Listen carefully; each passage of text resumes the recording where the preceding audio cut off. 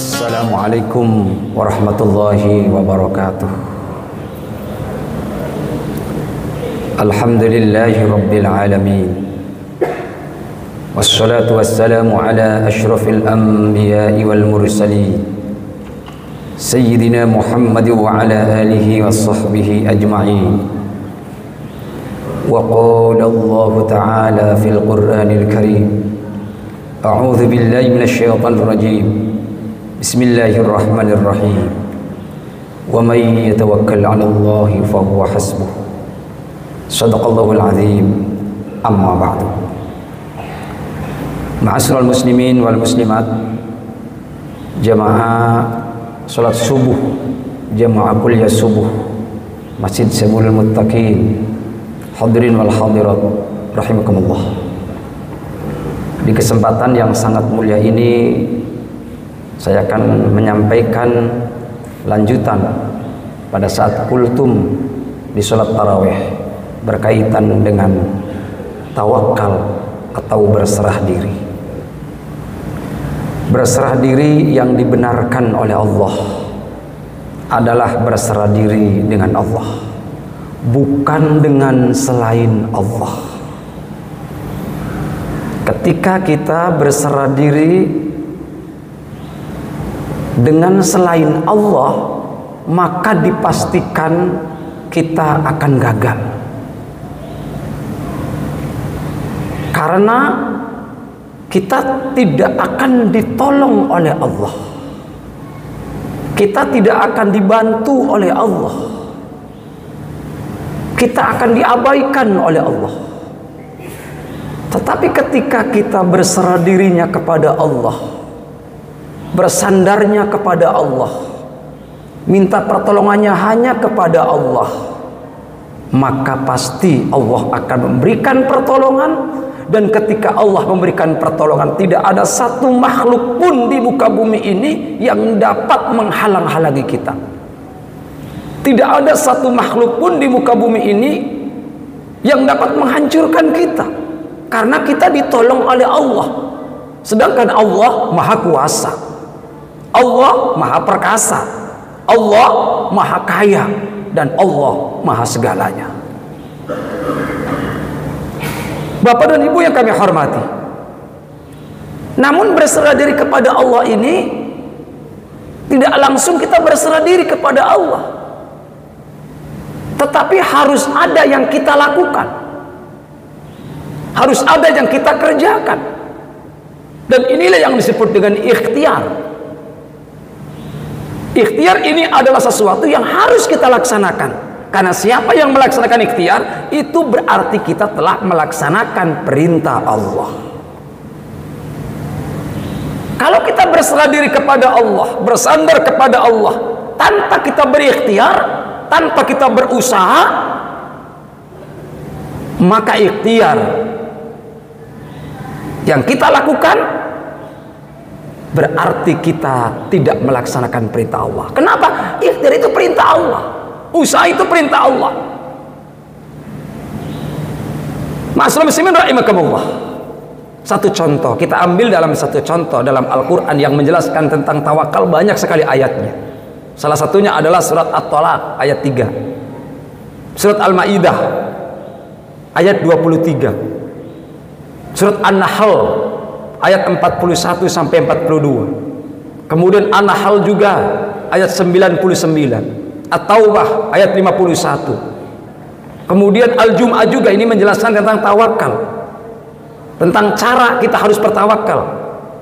Al-Jum'ah ayat 10, kemudian juga Al-Anfal ayat 60, Al-Anfal ayat 9, Al-Anfal ayat 17. Ini ayat-ayat ini menjelaskan tentang tawakal dan cara bertawakal. Allah menyampaikan kepada Nabi Muhammad saat itu terjadi perang yang namanya perang Badar, dikarenakan tempatnya berada di lembah Badar.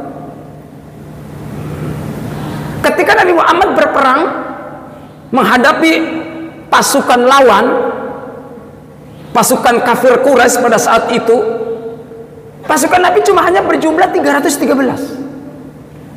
Kaumnya lemah-lemah, sahabatnya lemah-lemah, belum pernah punya strategi perang, belum pernah punya pengalaman perang.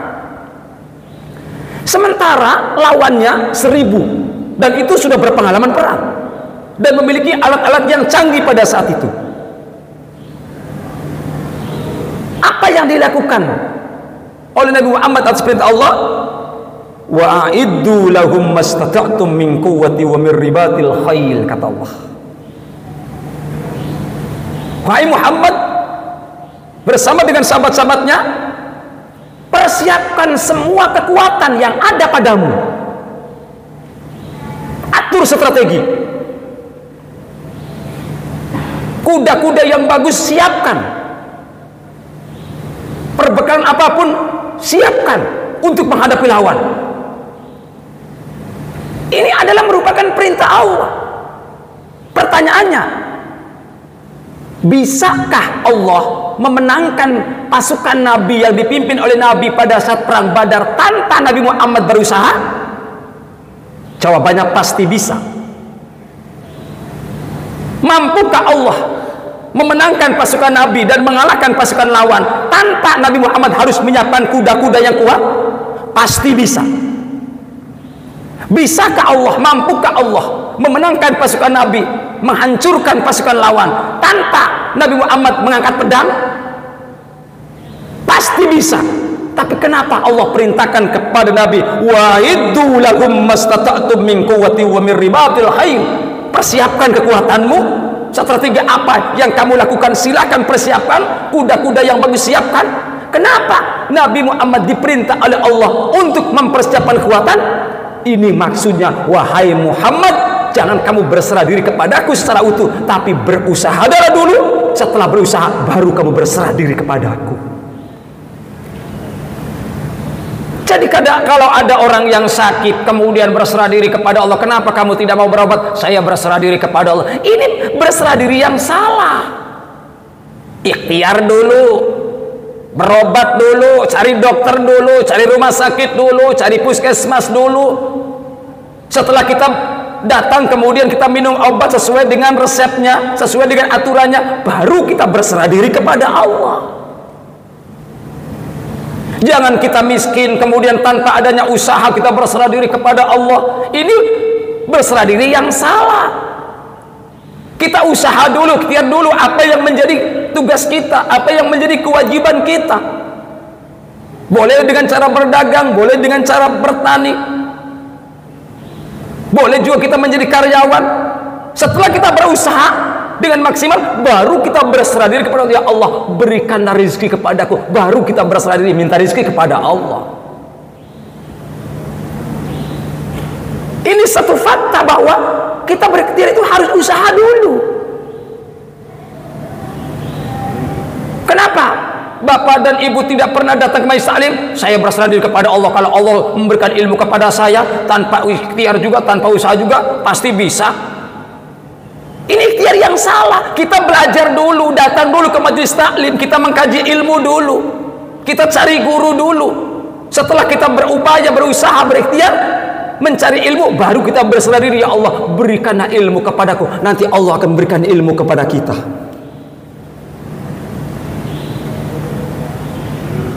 Ayat dalam Al-Jumat pun dijelaskan, fa idza qudiyatis sholatu fantashiru fil ardi wabtaghu min fadlillah. Ketika engkau setelah selesai salat, maka bertebaranlah ke muka bumi mencari karunia Allah. Kenapa kita harus bertebaran ke muka bumi setelah kita melaksanakan salat? Kita ikhtiar mencari rezeki, mencari karunia Allah. Jadi kalau ada orang yang duduk termenung cuma hanya berzikir kepada Allah, berdoa kepada Allah tanpa adanya usaha, kamu kita ingin minta kaya, ini adalah perbuatan yang salah dan paling disalahkan dalam agama. Makanya Nabi Muhammad berikhtiar, Nabi Muhammad berusaha, berdagang. Kenapa? Karena ingin mendapatkan rezeki dari Allah.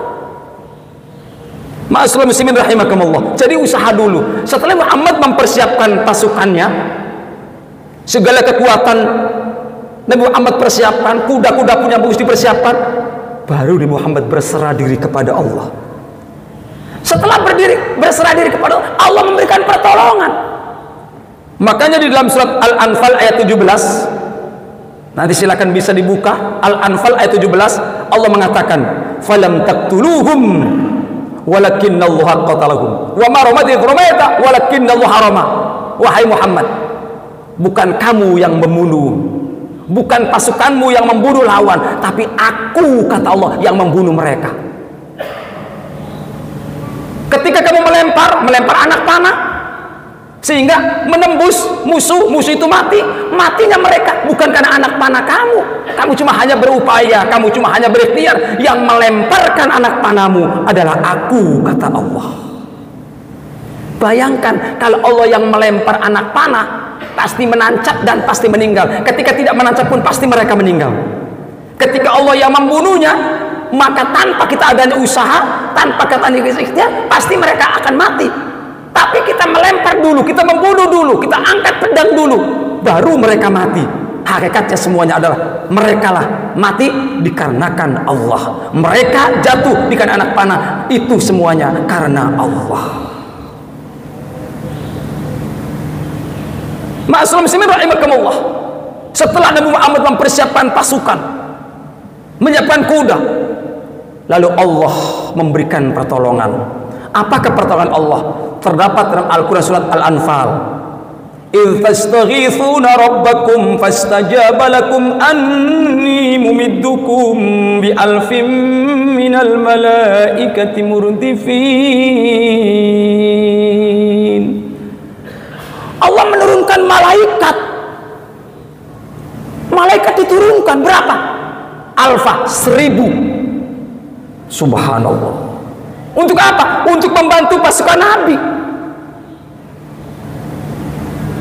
Pasukan musuhnya cuma 1000, Allah menurunkan malaikatnya 1000. Kalau pasukannya 1000, Allah menurunkan 1 malaikat saja, logika kita pasti malaikat 1 itu menang.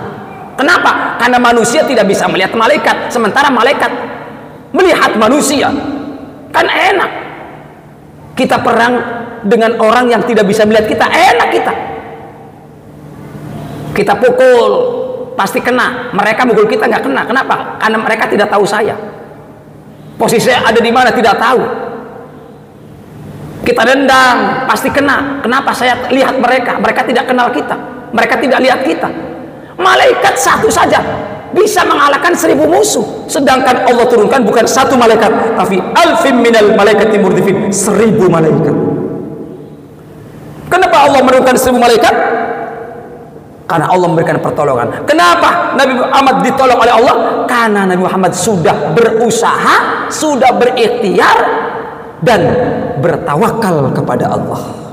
Sebagai kesimpulan, Bapak dan Ibu yang kami hormati, dalam situasi kondisi apapun, kita sakit, ikhtiar dulu berobat, baru kita berserah diri kepada Allah.